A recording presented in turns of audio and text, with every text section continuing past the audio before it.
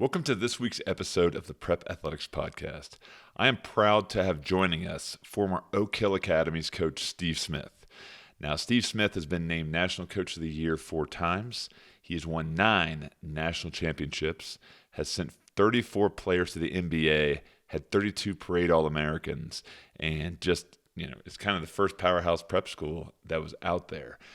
We have a great conversation today. We dig into topics such as what did his NBA players possess that maybe other guys didn't possess? We talk about the question we always ask, what's it take to be a D1 guard? He talks about playing against LeBron 3 times in high school, how he chose players at Oak Hill once he became established, and much, much more. So really honored to have Coach Steve Smith on the podcast, and I hope you enjoy it. Thanks so much for tuning in. Welcome to the Prep Athletics Podcast. This is Corey Heights. Some battles. I'm not sure if they got us. If they did, maybe. So you will get better as a player during that year. So it was kind of exciting. Like, oh yeah, somebody wants me.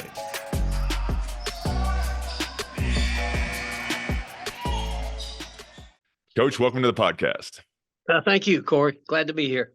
Yeah, it's good to have you. And you were at Oak Hill Academy, and during your tenure there, you had multiple national championships. You coached 29 guys that went to the NBA, to include guys such as Carmelo Anthony, Kevin Durant, Ron Mercer, Rajon Rondo, Jerry Stackhouse, Rod Strickland, to name a few. And about every kid that reaches out to me has a dream of playing in the NBA. You were actually around guys that did play in the NBA. And what I'm kind of curious about, because it's a code I'm trying to crack, not been successful yet, but are these guys born with something, Steve, or is it a way they work? What is it that these guys have that get them to that next level that maybe other guys don't have? Yeah, well, the top level guys definitely have a work ethic that, is second to none. I've had very few kids with that ability. The guys that you mentioned come to me that didn't work hard and weren't, already prepared. Obviously they came to Oak Hill for a reason, and you don't come to Oak Hill just to come. You come there for basketball and for the academics, but you come there to spend more time in the gym than you normally do. And those guys wanted to do that, and they had the desire to do that. And I think all great players have that desire to want to be great. The ones that are really talented and don't make it are the guys that don't work as hard. And then it's an everyday thing. You know how it is nowadays. It's almost a 365 day a year situation with the sport. You used to play 2 or 3 sports, but now these kids are last 20, 25 years. I know that the ones I worked with concentrate on one sport, didn't want to take a day off, and had trainers and coaches and people that worked with them every day, and to help them get to where they got to. But they had a desire and a drive. And I think of guys like Carmelo and Stackhouse, Ron Mercer. Those guys were all very similar in their work ethic. Yeah, but you see kids all the time, too, that work that hard but don't get to that level. Hell, some of them don't even get to D1. So right, there's got to be something on top of that, right? You got to have – yeah, you got to be talented, obviously. You got to be gifted and have the athletic ability to play at the highest level. All kids want to play in the NBA, like you mentioned. That's their dream, and it's not a reality for everybody. I try to always get my players, when I coached them, to reach their full potential. Some of them, I thought could get to that level. Some of them I didn't think. I didn't always tell them that, because you don't want to burst their dream. But and I hate to tell a kid never, because I've had guys make it. I thought, I don't think this kid's going to be an NBA player or play at the highest level, and they end up doing that. And I've had others I thought were locks that didn't do it for various reasons, whether it was on the court, off the court. A lot of different things come into play. But you got to have the talent, obviously, and you got to be athletically gifted enough to play at that level and compete. And then you've got to spend the time, not just in the gym, but in the weight room and film room, and you got to do a lot of things to get to the level that some of these guys get to. Absolutely. I want to go back to what you said about specialization versus playing multiple sports. Yeah. What have your thoughts? Do you still think kids need to specialize, or do you still see a benefit to playing multiple sports? And if so, when should they start specializing?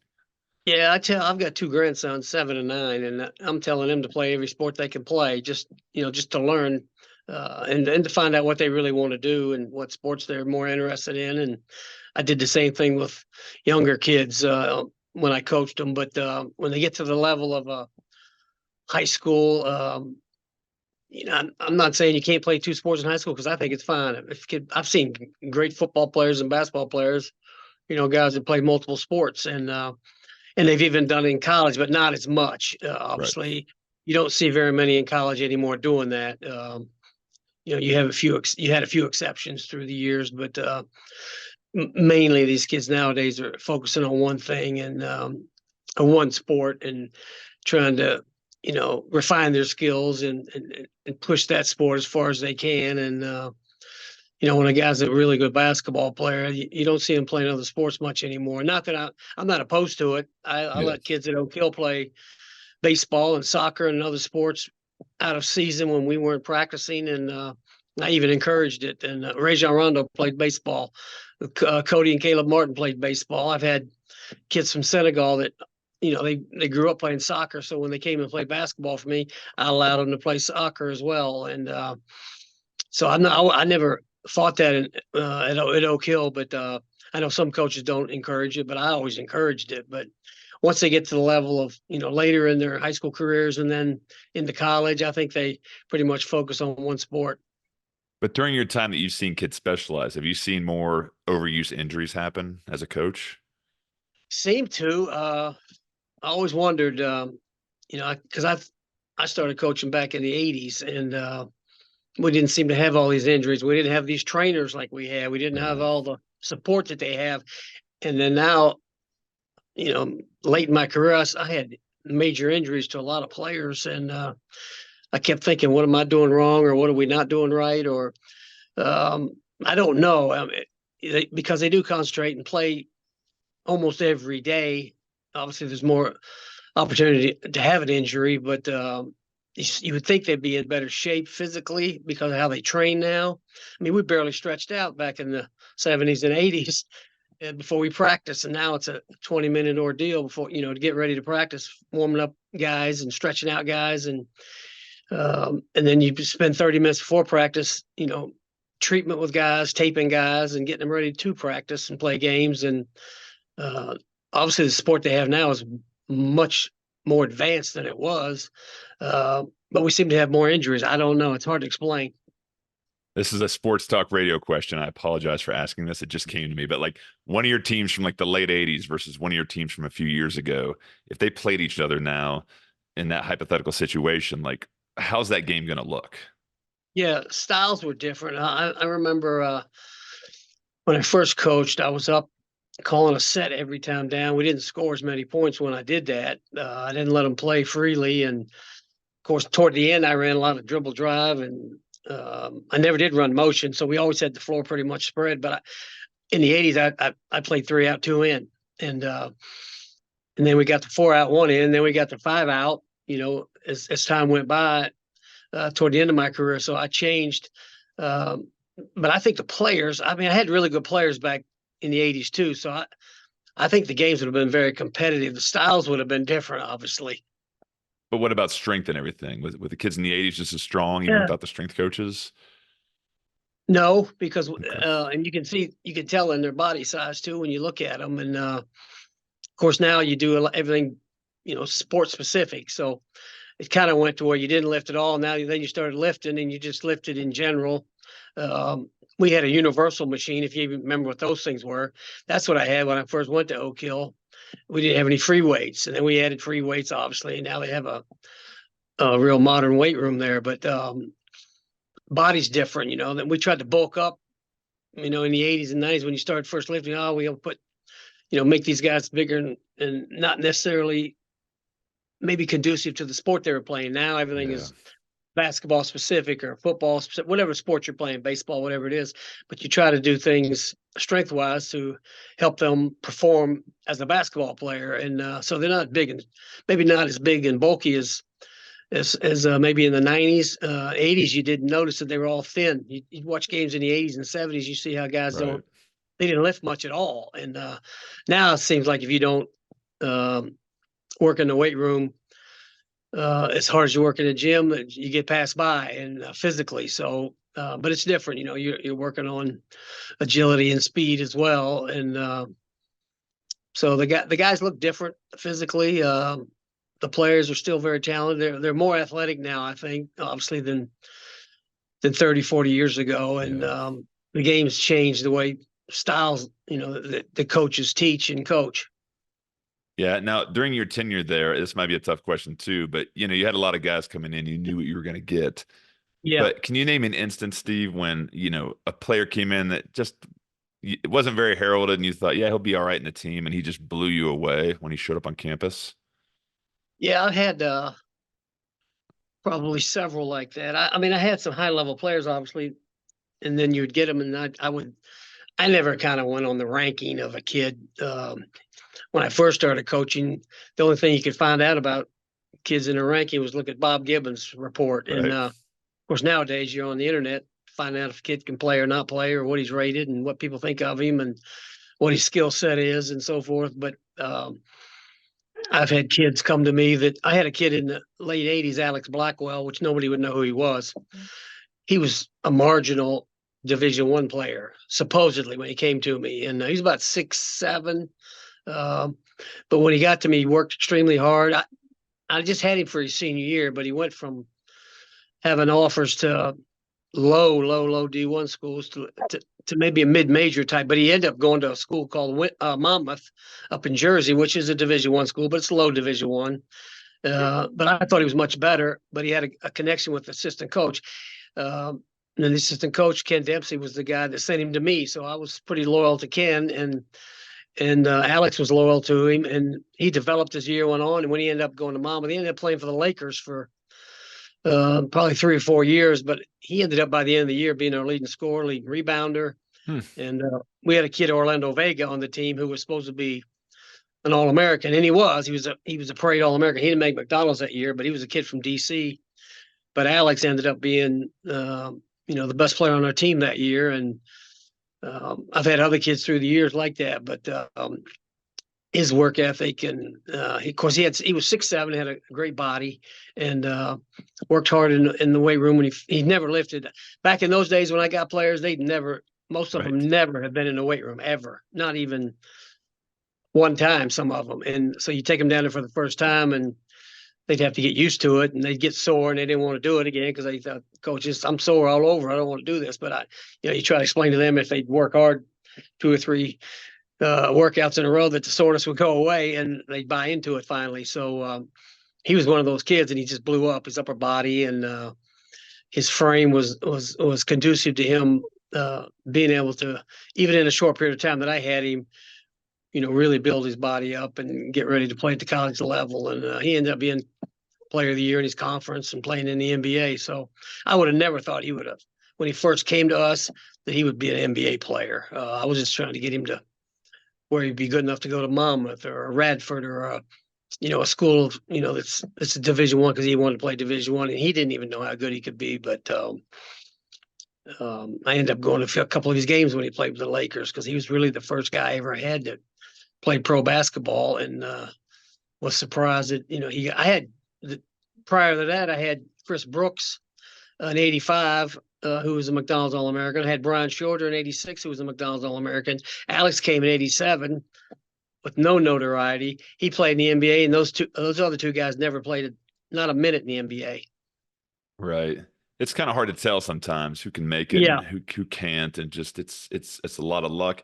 I've heard it's easier to get struck by lightning twice than to make it to the NBA statistically, right? Yeah.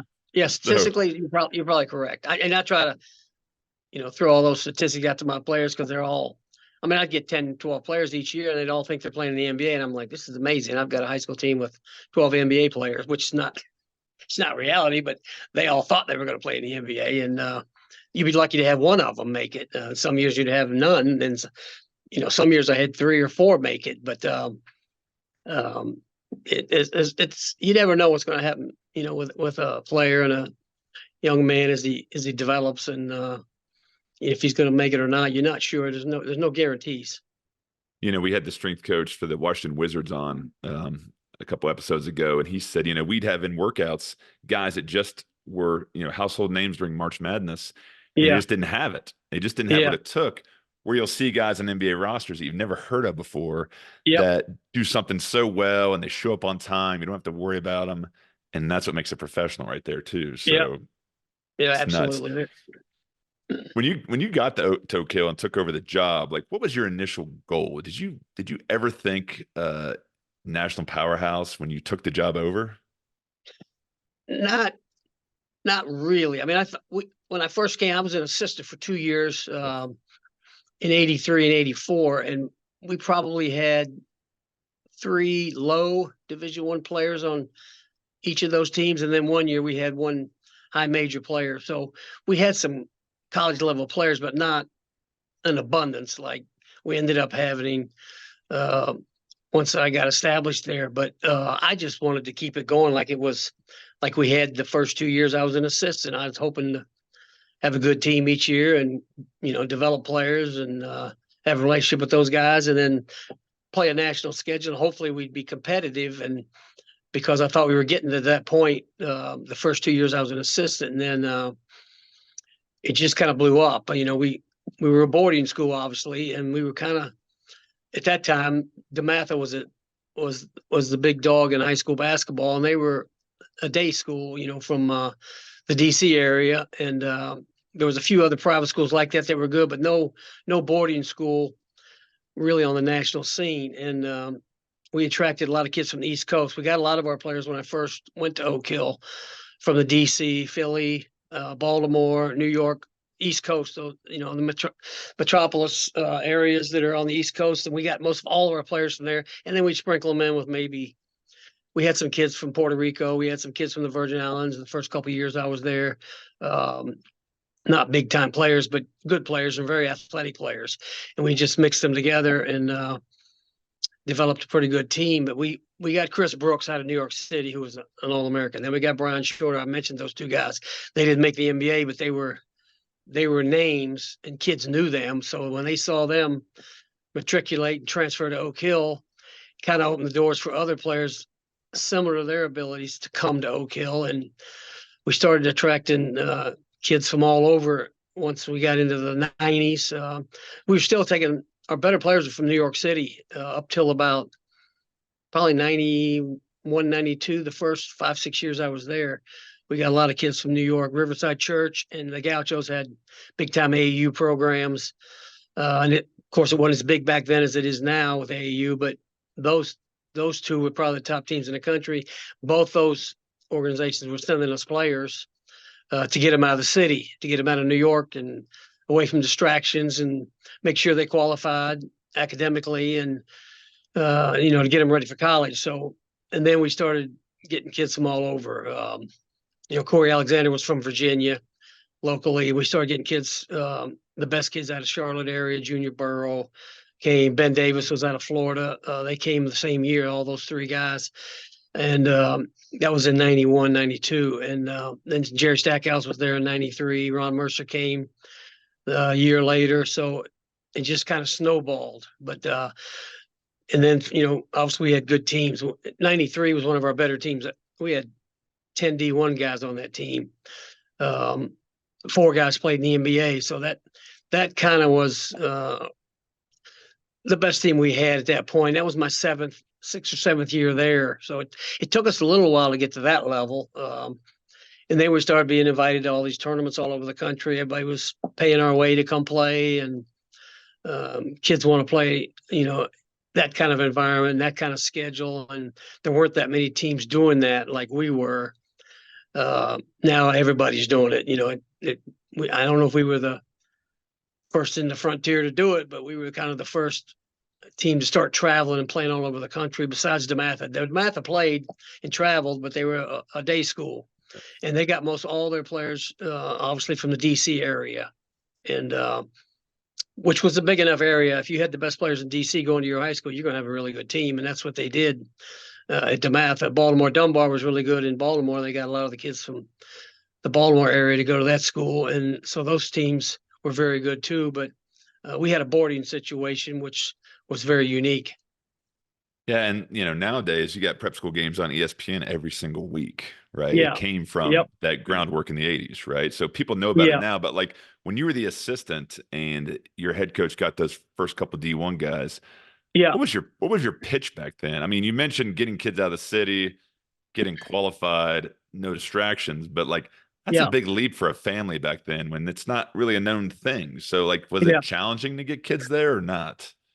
Back then, most of all the kids we got obviously were from the city, and they wanted to get out of that environment. The parents wanted to get them out, and there was a you don't hear about it anymore, but there was a Prop 48 was in at the time where you had to have certain SAT, certain grade point, which you still have, but it's not. It was different back then, and especially the kids from like the New York area, the DC area that had it tough going to and even getting up trying to get to school.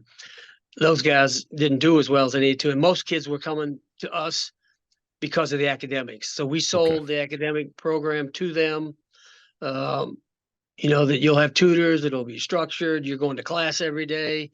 Um, it's hard not to succeed in the classroom at our place if you're capable, and we'll get you qualified and eligible to play in college. So that was the thing we pushed early on.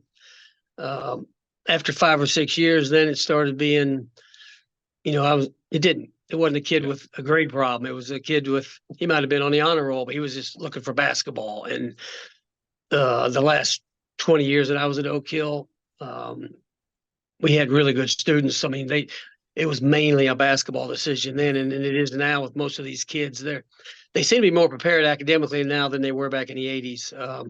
You would see kids sitting out, not playing as a freshman because they didn't have the grades when they got to college, and it seemed to be a little different landscape back then academically, and so it just changed over the years. Obviously, at Oak Hill, obviously you got to get transcripts when kids transfer in. You got to make sure they're capable of doing the work and so forth. But very few, I can think of very few cases where I didn't have kids that when I get to transcript, I'm like, oh, this kid's fine. I mean, Yeah. but back in the 80s, it wasn't that way. You'd have to piece it together and say, we got to get this guy graduated. We got to get this guy enough credits, and we got to get his grade point up. We got to get him SAT prep, and but kids now know that's important, so they do that ahead of time, and so kids are now it's crazy when you look at the top 100 list. It's rare for a kid to stay at the same school for 4 years, and it's not odd when kids transfer 2 and 3 times. Whether that's good or bad, it's not for me to say, but that's what kids are doing now. Uh, I don't know if it's a European model or what, but they look for the best situation athletically, even more so than the academic part of it. Well, I mean, my experience, I hate it when kids transfer high schools. I wish they'd stay Yeah. 4 years, but every time a kid wants to transfer or transfer multiple times, there's always a really good reason. And Right. it's like, yeah, I know this sucks. You're transferring again, but like you kind of have to because of X, Y, and Right. Z.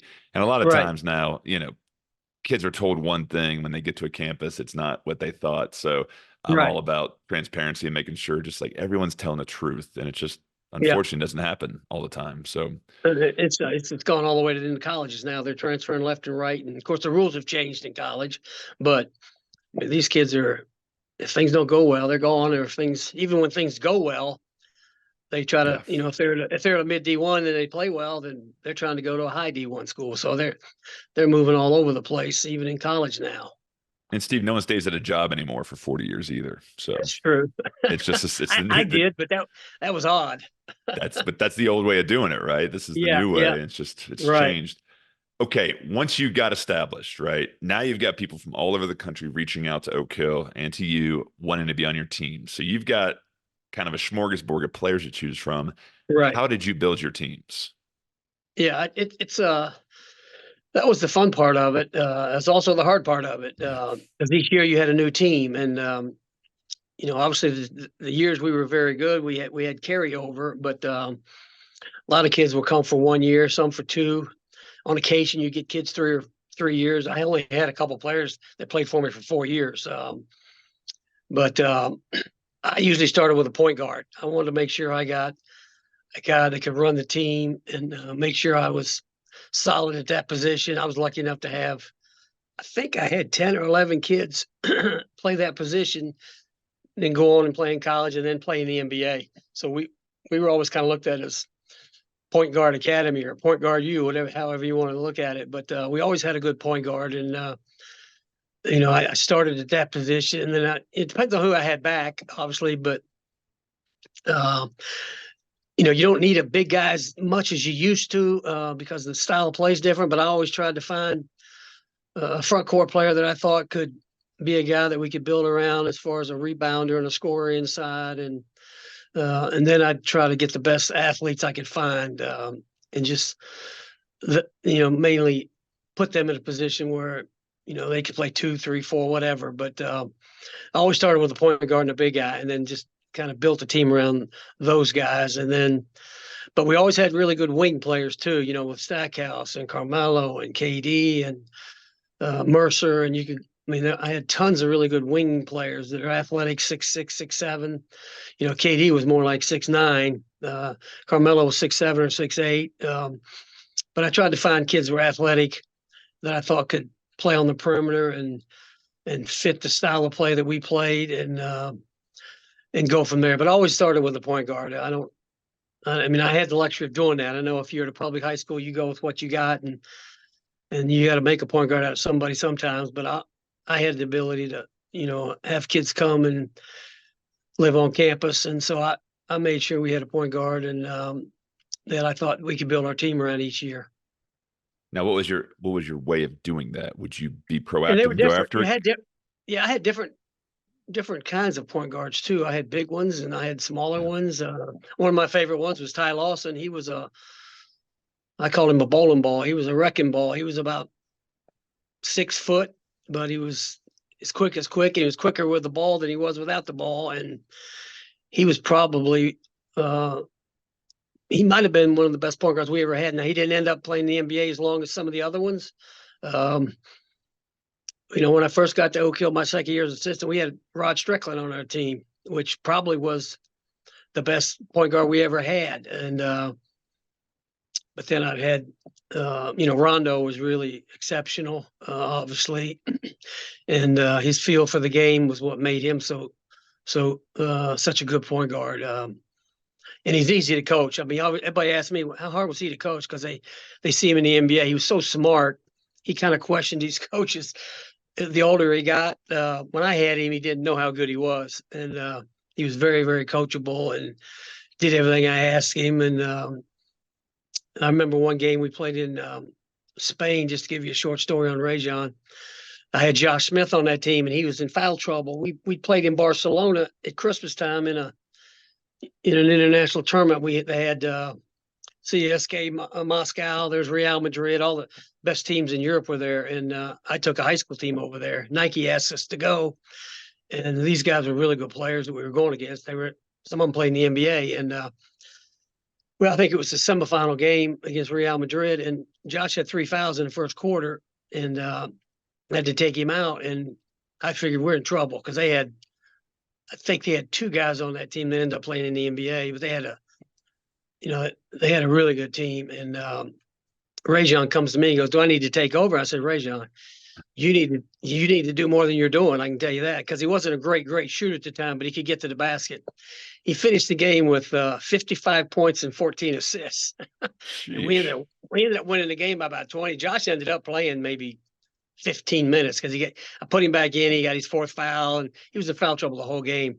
But Rajon, and he got most of his points going to the basket, finishing plays there, and also getting to the foul line. But he just had that ability of innate ability to know how to play and make plays. And, he was a special point guard. But, I had different type point guards, and some would play faster than others, and some, were better shooters than others. Some were playmakers.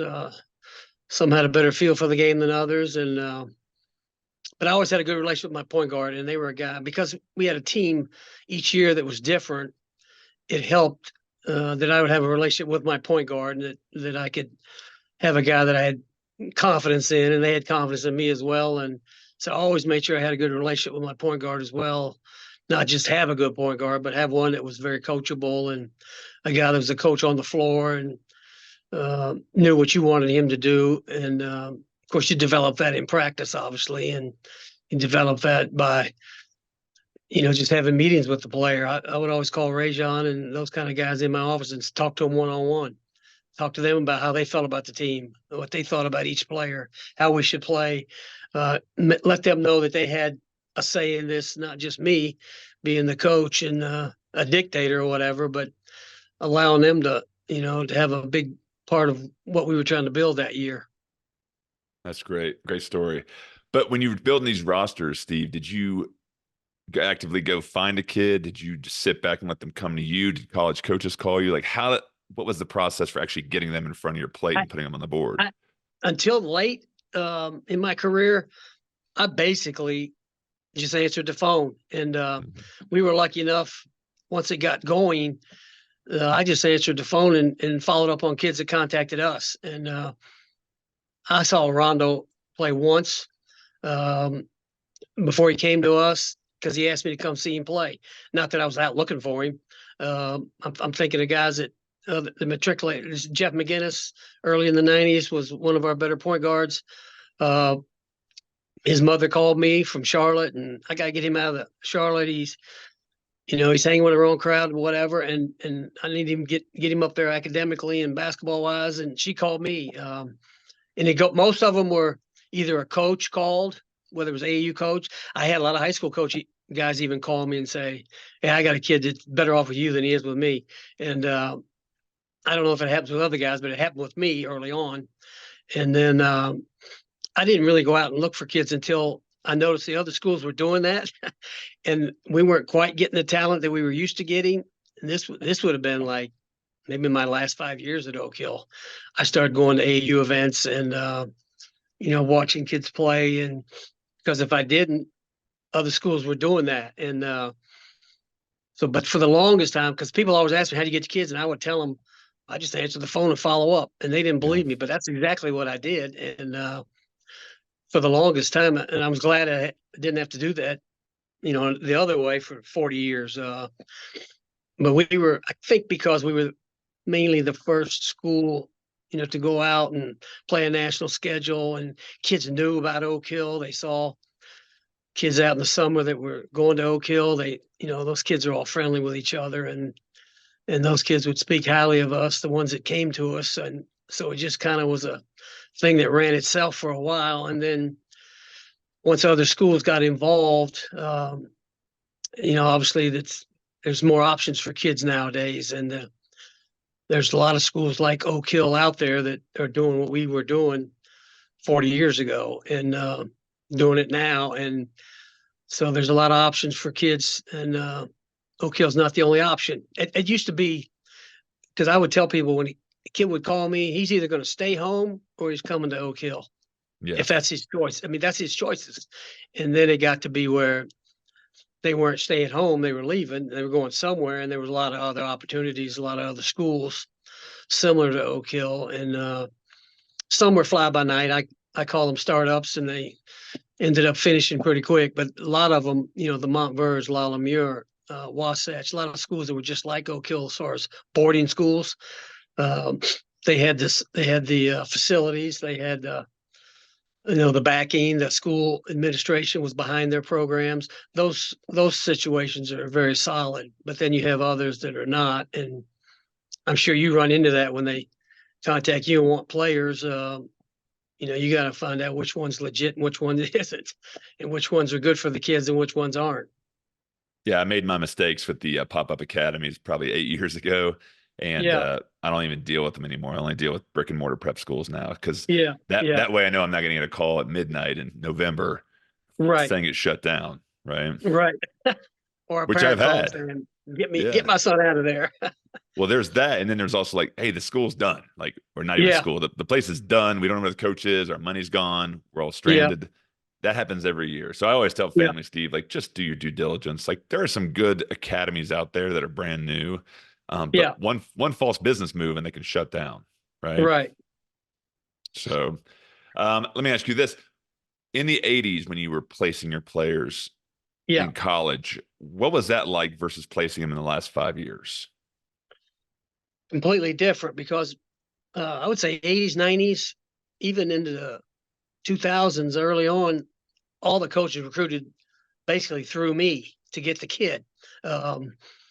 Now they go through, besides the parent, and the parents would always ask me because they knew I knew the coaches. What, these guys telling my son the truth. They have players at his position. Do they have anybody else coming in? They knew I could find out, and I would give them, the best advice that I could. And I knew the coaches, and because I spent time with them, and they recruited at Oak Hill. Everybody came to Oak Hill back in those days, and they would recruit me hard, try to get me to help them with kids. And I would say the last 5-10 years, I very seldom, which I didn't care because I did it for so long. I would go home at night after teaching school all day and having practice and be on the phone till midnight with college coaches.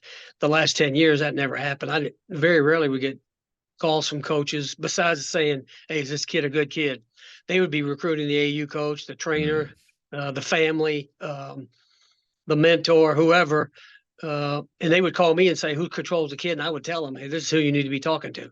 And, on occasion, there'd be a kid that would say, "Coach, I trust you more than anybody." But for the most part, there was people that they had in their lives that they've been dealing with, that handle their recruiting. And I would just set up the visits the last 5 or 10 years, set up their visits, set up the campus visits for them, set up the in-home visits when they would come visit us, and have sit down with the kids. But I didn't do anything with the recruiting really. But I mean, I'm telling you, I got offered jobs. I got offered everything in the 80s and 90s because I was the guy that was controlling the player. I kind of liked it later in my career when I didn't have to do that, to be honest, because I don't want guys calling me saying, "Coach, why'd you tell me to go to this school? I want to get out of here." Yeah. And so, that never happened late in my career because recruiting totally changed. Yeah, absolutely. You got more sleep though. I'll tell you that. Not making those calls till midnight. Yeah, I got a lot more sleep. And they would it was very rare that I would get a call from a college coach outside of during the day when he would just call me and say, "Yeah, just letting you know we're recruiting such and such." And, but that would be it. Then he'd hang up and then I'd never deal with him again. Was there a couple programs that a lot of Oak Hill players went to over your 40 years? Like, hey, a lot of them went here just because of your relationship and the track record? No, I mean, we had, I was from Kentucky, so people thought I would send kids to Kentucky, but you got to be really good to go to Kentucky. So I had 6 or 7, I think, go to Kentucky. I think we had 6 or 7 go to Duke and Carolina, Virginia, because we were in Virginia. We seem to have more kids go to Duke, Carolina, and Kentucky than any other school. But that's because I had high-level players. But I didn't have a connection with like a school or a coach where I thought, "Oh, I'm going to help this guy out." I tried to be fair with everybody when they recruited. And, I just wanted the kid to go to the situation what best for them. And of course, if you have a top player, I had several go to Kansas as well. Most of the kids didn't go out west because we didn't have a lot of West Coast kids. I had a few kids that we had, from California area, West Coast kids that came to Oak Hill, and they would go maybe back home. But most of the school, ACC, we were in ACC country. So ACC, SEC, Big East schools, Big Ten, those schools all recruited into Oak Hill. And I was friends with a lot of them. I don't know any that I was an enemy of, or any that felt like, "Oh, if we go to Oak Hill, we don't have a chance to recruit that kid." I tried to play middle of the road, and I would give advice if a kid asked me, "What do you think about? I'm down to these 3 schools. What do you think, Coach?" And I would give my opinion, but I wouldn't tell them where to go. Yeah, smart move. Yeah. This is a question I ask every coach on the podcast, but what's it take for a guard to play at the D1 level? That's a good question, because you do have to have a skill level. Obviously, there's certain things with a guard. I try to tell guys. I learned a long time ago from watching kids and who would make it, who wouldn't make it.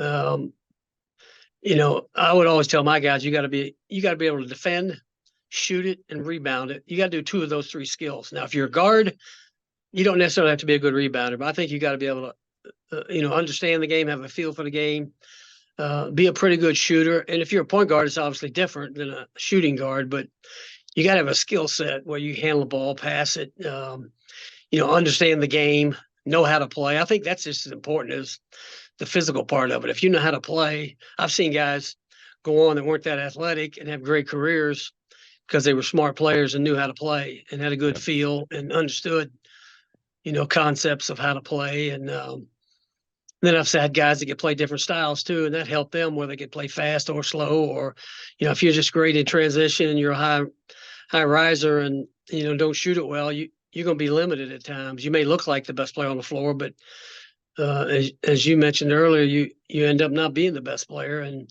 not being good enough because you don't have the skill set. But a guard has to be able to handle the ball, obviously, and shoot it. And then it helps if you've got an understanding of how to play the game. And it really helps if you can defend. Some guys don't want to defend. And I've had great offensive players that weren't good defensive guys, and that limited them too, as they progressed and moved up and got to college, and it hurt them as far as, playing professionally. But, it's hard to say one thing you got to do or two things you got to do well.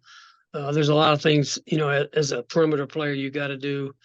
But, you still have to have the fundamentals like you did in the 80s. I know people don't think you do as much, but you still do. The great ones all have those skills. And, Michael Jordan may be the greatest athlete he'd ever played, but he's also one of the most skilled players that ever played too. And that's why he's considered maybe the best player that ever played. And so there's a lot of different things, but I always want my guards to be good shooters. I always told them, if you can shoot and you can't do anything else, you'll still find a place to play, because the object of the game is to keep score. And the object of the game is to have the most points at the end of the game. And I don't know any coach, if you got a kid that's a 3-point shooter or a good shooter, he's not going to play, whether you start or don't start, you're going to play some minutes if you can shoot the ball. So, and that's a skill I think if you work at, there's no reason you can't be good. And when I see guys that are not good free throw shooters, I just shake my head and go, I don't understand it, because that's a skill if you just work at it and practice. There's no reason you can't be a guy that can make free throws at least. And you should be a good shooter if you spend time at it. I've had guys that had terrible mechanics. One of my best shooters ever was Curtis Staples back in the early 90s. That went to Virginia, and he actually was for several years was the leading 3-point shooter till J.J. Reddy got to Duke and broke his records. He didn't have very good mechanics at all, but he shot 1,000 shots a day. And I come to realize there's mechanics that I always taught that maybe not quite as important as a guy getting up 1,000 shots a day. Now, if you shoot 1,000 shots poorly, that's not going to help either. But he just and I had other guys that had perfect mechanics, I thought, and they were great shooters too. So there's different ways to shoot a ball than the way that all coaches coach it and teach it. But repetition and working is a lot of it. And being a good shooter is something I think all guards need to do. Yeah. Thanks for sharing that. Last question here. Did you ever entertain being a college coach? Yeah. I get that asked a lot. And why did you stay at Oak Hill so long? And did you have opportunities? I had a lot of opportunities back, I would think around, from like the third year I was at Oak Hill, I was offered an assistant job at VCU. And Tubby Smith and I were good friends. He left to go to South Carolina as an assistant. And he called me and said, the head coach was Mike Polio at the time. Nobody probably remembers Mike, but he said, Mike wanted me to call you. If you want the job, it's your job. So there wasn't even an interview. It was just like, you want it, you got it. I did go and look at the campus and sit down with the head coach. I did ask Tubby how long the coach, because they had really good teams. And then the year prior, they weren't very good. And I asked Tubby, how long does the coach have? And he said, well, he's got 2 years, coach. I guarantee he's got 2 years on his contract. They're not going to let him go. Well, I ended up not taking the job. He got fired December. The head coach got released in December. So that kind of opened my eyes a little bit. I'm like, whoa, I could have been. Now you could have been the interim head coach. You could have been unemployed. Who knows what would have happened? I would have been moving for sure. Right. Probably at the end of the year, looking for another coaching job. then the early 90s, I was offered a job at Pittsburgh with Paul Evans on 2 occasions. I had 3 players go there at the time, so I had 3 players in the program. I almost left for that job, but I felt like I was at that point. I wanted to be at Oak Hill. My kids were I had a son and a daughter that were about 10, 11 years old at the time, and I didn't really want to move them then. And then I had a couple other opportunities. The closest I came was my daughter was a rising senior, and I got offered an assistant job at Louisville with Denny Crum, and it was late in his career. And I was from Kentucky, so I actually went down, looked at houses, and did the whole deal, and was offered the job and all that.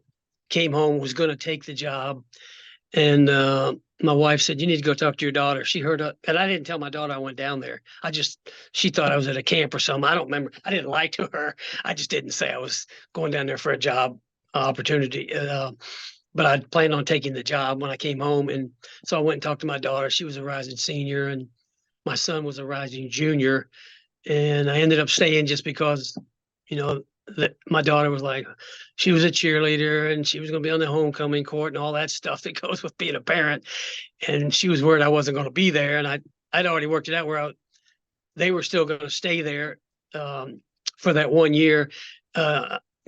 Louisville was going to get an apartment for them to live locally there so she could finish there. But then my son was like, well, then we're going to leave when I'm a senior. So it ended up being a family decision, and I stayed. And then I never really talked to anybody else after that. I was at that point, I would have been in my 40s. And I just decided at that point I was going to stay at Oak Hill. The job had evolved to where it'd gone from where when I took the job, I was making $13,000 a year to where I was making pretty good money because I had camps. I did have a shoe deal. I had, obviously my salary from Oak Hill. So it ended up being a pretty good job. High school job. It's probably the best high school job in the country. And I decided to stay there and finish out my career. And I did that till I was 65 years old. That's great. That's great. Well, Yeah. a couple quick hitters here for you. Who's Okay. the best player you ever coached against? I would say LeBron James. We played him when he was a sophomore, junior, and a senior. And when he was a sophomore, that would have been 90. That was 2000, year 2000. Even then, you had the computer and all, and social media wasn't like it is now. Nobody knew how good he was. That was kind of his coming out party. He had 33 points. We ended up winning the game, but it was a really great game. He had 5 sophomore starters. We had 5 senior starters. We were number 1 in the country. They finished number 2 in the country. That was the only loss they had that year. We played him in Columbus, Ohio, and he was 15 years old and scored 33 points on a team that had 5 high Division I seniors starting. So he kind of blew up from that point on, and he was probably the best player that I'd seen. I mean, we played against some really good players through the years, but when I saw him warming up, I thought that kid's 15 years old with a body like that. Right. How good is he going to be? And he's still playing, today at 38 years of age. Well, how good was he his senior year then versus sophomore year? He was really good. We got beat his senior year. Oh, wow. We played Okay. his junior year. We played up in Jersey, and he was a physical specimen that was ahead of his skill level, but he was so big and strong, and it's hard to stop him from getting to the basket. We had Carmelo his junior year, and we won that game as well. His senior year, we didn't fare so well. We went and played him in Cleveland, and he was a senior and obviously had been playing high school basketball since the 8th grade and was the best player in the country. And he played like it. I think he had 30. The 3 times we played him, he had 33, 36 as a junior, 31 as a senior, but he was a better player as a senior. His players on his team were the same group of guys. They started 5 seniors that year, the same 5 that were sophomores 2 years earlier, and they were better players too. And they ended up beating us. Of course, that's the game everybody remembers because that was the ESPN game, and Dick Vitale was on the call, and Jay Billis and Bill Walton. Everybody was there. It was crazy. it's like you were at the NBA finals. Yeah. But it was, they were all there to see LeBron, and he played as well as he could play. His team played great, and we didn't play well. We were only like 4 down with 6-7 minutes to go. We ended up losing the game by about 20 points. They just took over late in the game, and that wasn't one of our better Oak Hill teams. We were a good team that year, but and we weren't nearly as good as the prior 2 teams that we had when we played him. We were better. We were the better team the 2 years prior. We should have won those games, and then that year we didn't play well, and they played extremely well, and we got snowballed in the fourth quarter. Gotcha. This might be a tough one. Biggest win of your career? Is that too tough to ask? Yeah, that's tough, but there's so many of them. But when we won the Geico National Tournament in 2016, that was a special game because it was the last national tournament they played. The Geico played in Madison Square Garden, so we won in the Garden, and we won on a tip in at the buzzer over Lalamere, and we had been in the finals 5 times in that tournament and had not won it. So that one always comes to mind, but there were a lot of great games. The Carmelo LeBron game when in New Jersey was a game that always was a fun game to coach in and be a part of. And we had so many games. When there was a lot of games, I mean, how many high schools get to play 1 versus 2? We probably did that. I bet we did that 6-8 times in high school. Wow. Had games where we were either 1 or 2 in the country and played the other team. And but we were one of the schools, obviously, they got to travel. And of course, the last 20 years I was at Oak Hill, everybody was traveling and being invited to all these national tournaments, and whether they were tournaments or one-day shootouts or events where they pair you up with great teams. So we had a lot of great games through the years, but I always remember the game in the Garden just because it's Madison Square Garden. And I mean, the kids, wanted to play that game, and we were lucky enough to advance and get to play in the finals. And the only game in that tournament that was played there was the finals. The other games were played at a high school gym. So everybody was trying to get to the Garden to play that game. And it was held there 3 years in a row. We played in it 3 years in a row. And the prior 2 years we lost. And so that game always sticks out as it's actually the ringer on my cell phone. The call of that final shot is what plays when somebody calls me. So I get a lot of memories from that game. Awesome. And last question, what's your favorite movie of all time? Hoosiers. Good call. I still watch Hoosiers. I watched Hoosiers a couple of weeks ago. I know it's an old movie, but when it came out, I think I was one of the closest movie theaters to Mouth of Wilson, Virginia was in Boone, North Carolina, where Appalachian State is. And there's other theaters closer, but it didn't come out there. And then when it came to Boone, it's about 40 miles. I drove 40 miles on a Tuesday. I remember the night. It was a Tuesday night by myself, watched the movie, came home, told my wife about it, went back Wednesday night and watched it again with my wife. So I drove 40 miles one way to see that movie 2 straight nights in a theater. And then, of course, now you can see it all the time on TV and pull it up, whether it's always somewhere on TV where you can find it and play it. And I used to tape it and watch it on a VHS. And now I would just watch it on TV. But I don't know how many times I've watched that movie. Probably 50 times. But it's my favorite movie, not just sports movie, but favorite movie. Oh, yeah. And see, my dad, his side's from Indiana. So we got to see it Thanksgiving. Thanksgiving one year, like they did a sneak peek in these small theaters in Indiana. And yeah, it still sticks with us. Because my dad grew up like playing, not that old, but like, sold out cool little gyms like that. Yeah. I'm from Kentucky, but I know how high school basketball is looked at in Kentucky and Indiana. And we played up in Indiana one year. Oh, I'm trying to think of when it was. We played Marvin Bagley's team, Sierra Canyon. It was a TV game. They put it at Newcastle High School. Well, on the way from our hotel in Indianapolis, we passed right by. I saw the sign. It said Knightstown. Yeah. So we went after practice. We went to that little gym, and I had a team meeting down in that locker room. That chalkboard's still down there from the movie. And then we we went upstairs and a guy, it was locked when we went there, but a guy saw us and came across from, he had a house across the street. I guess he managed the place.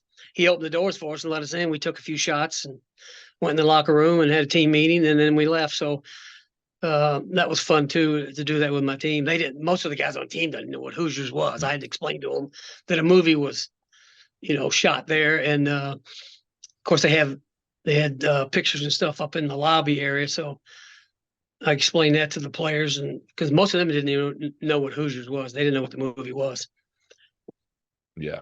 Yeah. And my goal was to get like a prep school showcase there one day. I want to Oh, set that up. That'd be And awesome. yeah, because I know Greg Oden played there, like an Indiana Yeah. Ohio All-Star game. So it's not a big court, but still. No. And your father-in-law, tell me who your father-in-law is. Maybe my father. I don't know. My father was a coach. Oh, Al Pruitt. Isn't Al Pruitt your father-in-law? No, Al Pruitt was my. That's who I did my student teaching under. Oh, I apologize on that, Steve. I Yeah. thought I misread that.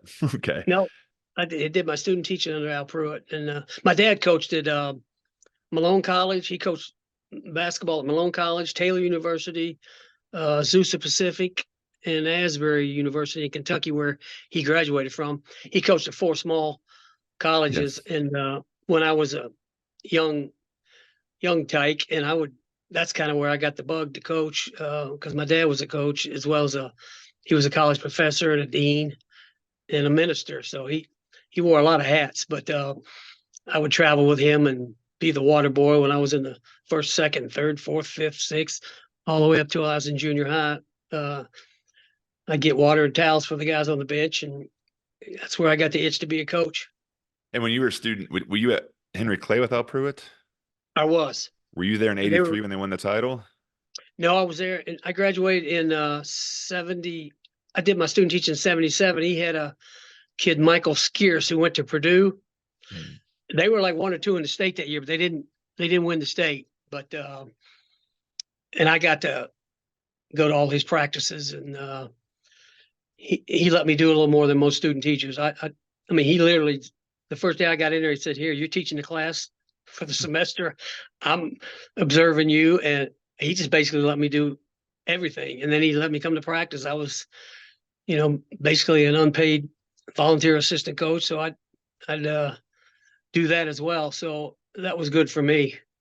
Yeah, we got an Al Pruitt connection. So my dad played at West Virginia, so we grew up in West Virginia, but moved to Yeah. Kentucky in '87 because my uncle Tom Heiss played at Kentucky. So we went to Lexington a lot, fell in love with it. Oh yeah, And yeah. when we moved to Lexington, we made sure we were in Henry Clay's district so I could eventually play for Al Pruitt at Henry Clay. And my mom actually taught there in the late '80s, early '90s. Well, I go to Henry Clay as a freshman, and he retired the year before. And then a year and a half later, I transferred to Catholic and played with Danny Haney on those teams. So I know you know Danny from all the stuff too. So Oh yeah, I know Danny well. I actually got somebody sent me a Facebook thing last night it was a text from a Kentucky fan. And it was from Tom Heights comment on Facebook about, of course he watched the game last night, obviously, and they didn't Yes. play well. And he said something like, do we want to have pros here? Or do we want to have national championships? He was asking for an opinion from the Kentucky fans. So most of the Kentucky fans are going to say they want national championships. they do. They're getting tired of having 5 first-round draft picks and not winning the title. We'll leave all that to Big Blue Nation because I don't get That's into those right. details. I finally That's get to know right. the players usually about February every year. Yeah. So Yeah, they change every year. I know. Well, Steve, is there anything you want to talk about we did not mention on this little interview? I can't think of anything. Well, I appreciate it. I enjoyed it. Yeah, I really appreciate you coming on. We've worked together in players in the past at Oak Hill. And, Yep. So just been to your place, seen you coach, seen you play on the road. And it's just a pleasure and honor to have you on with all your years of experience, because everyone that goes to prep school wants to get, reach that dream of D1 in the NBA. And you've got a lot of experience with that. And I just thank you for sharing your wisdom on that today. Sure. I appreciate you having me on. It's been fun. Well, if you guys enjoyed this, make sure to subscribe to all the podcasts that Prep Athletics puts out on all the major podcasting platforms. Be sure to subscribe to us on YouTube. And if you don't want to miss any details, Subscribe to the Prep Athletics newsletter at prepathletics.com. Any prep school questions at all, feel free to reach out to me. My contact information is on there. We'll see you next time on the Prep Athletics podcast. Thanks so much.